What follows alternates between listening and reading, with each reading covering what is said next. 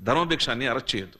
Arrest చేస్తే political లెవెల్లో చాలా సమస్యలు వస్తాయి. స్టేట్ నుంచి సెంట్రల్ దాకా ధర్మభిక్షం గారు పవర్ఫుల్ మనిషి అయ్యా.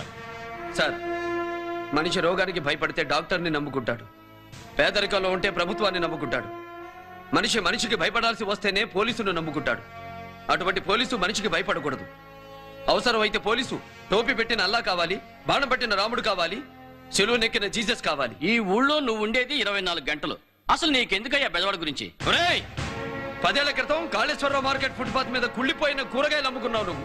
ఇవాళ మంత్రి అయ్యావు. అది ధర్మభిక్షం దయ వల్ల. ఇది పుచ్చొక్కాయల సమస్య కాదు, లా అండ్ ఆర్డర్ సమస్య. మంత్రి గారి గురించి అలా తప్పుగా మాట్లాడొచ్చా? ఒక నేరస్తుని అరెస్ట్ చేయొద్దని ఆయన అడ్డంగా మాట్లాడచ్చా? నువ్వు ధర్మభిక్షం దగ్గర ₹1 కోటి లంచం తీసుకున్నావా లేదా? లేదని చెప్పు చూద్దాం. లేదు. నువ్వు ఏ రోజు ఎంతెంత తీసుకున్నావో ఇక్కడ లిస్ట్ ఉందమ్మా. నేను లేదు అంటే అర్థం తీసుకోలేదు అని కాదు. తీసుకున్నాను, కానీ అది ₹1 కోటి కాదు.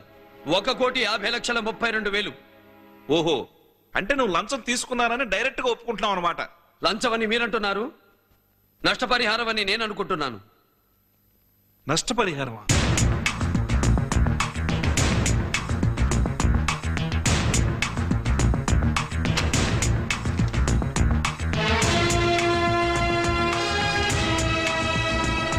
చూడండి, ఆయన వల్ల, ఆయన మనుషుల వల్ల సీతాపురం అనే గ్రామానికి నష్టం జరిగితే ఆ గ్రామంలో ఆయన ఆసుపత్రి కట్టించాడు, బడి కట్టించాడు, పేదలకు పక్కా ఇల్లు కట్టించాడు.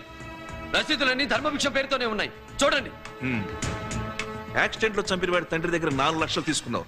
అది లంచం కాదా? కాదు. కేసులు పెడితే కోర్టులు చుట్టూ తిప్పుతాడు. చచ్చిపోయిన వాడి కుటుంబానికి ఎవడు పెడతాడు తిండి? అందుకే వాడి తల్లిదండ్రులకు ఆ డబ్బు నేనే ఇచ్చాను. ఉన్నవాడి దగ్గర తీసుకుని లేని వాడికి ఇచ్చాను. అది లంచం కాదు, నష్టపరిహారం. నువ్వు పోలీసులా ప్రవర్తించలేదు. తీవ్రవాదుల ప్రజా కోర్టును నడుపుతూ చట్టాన్ని సట్టు మార్చినట్టు మారుస్తావా? ఎక్కడుంది చట్టం? ఈ రాష్ట్రంలో మందు కొట్టచ్చు, పక్క రాష్ట్రంలో మందు కొట్టకూడదు. ఒక రాష్ట్రంలో గుర్రపందాలు ఆడచ్చు, మరో రాష్ట్రంలో అది నేరం.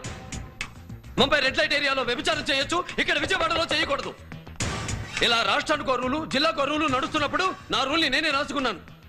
ఇండియన్ పీనల్ కోడ్ ని పక్కన పెట్టేసి నా రూల్ని నేనే అమలు పరుస్తున్నాను.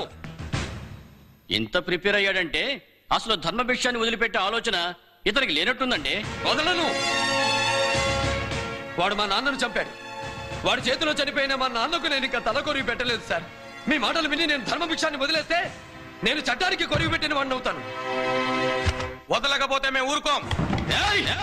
కుమారస్వామి, గోపాలస్వామి, సుబ్రహ్మణ్య స్వామి, సీతారామ స్వామి, నారాయణ స్వామి అని 5 కొడుకులు పుట్టి చనిపోయాక ఈసారి పుట్టబోయే బిడ్డ చంపేవాడు కావాలి కానీ చచ్చేవాడు కాకూడదని మొక్కి మరీ పెట్టాడు రా మా నాన్న. నా పేరు లక్ష్మీ నరసింహ స్వామి అని. మీరు స్తంభాల్లో అడ్డుపడ్డ బట్టలు కొట్టుకుని వెళ్ళైనా వాడిని అరెస్ట్ చేస్తా. నేను చేతులు ముడుచుకొని కూర్చోలేదు. ఎదురొస్తే విరిచేస్తా. మంత్రిని చూడను, కమిషనర్ అని చూడను. ఈ శ్వాసలో వేడి చూసావా? ఈ కళ్ళలో మంట చూసావా? తగలబెట్టేస్తా. లంకాదారులు నా వంకకు రాకండి.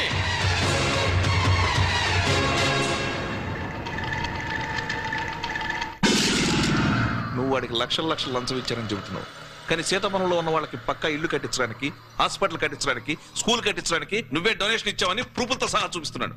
ఏ ఊరన్నావు? సీతాపురం. సీతాపురం.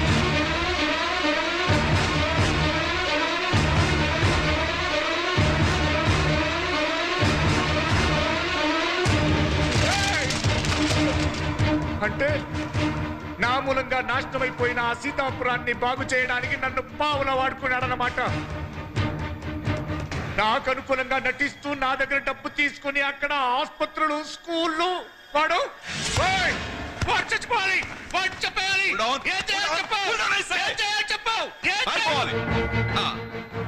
పారిపోవాలి. నువ్వు ప్రూఫ్లతో సహా దొరికిపోయావు. నీకు పారిపోవటం ఒకటే మార్గం.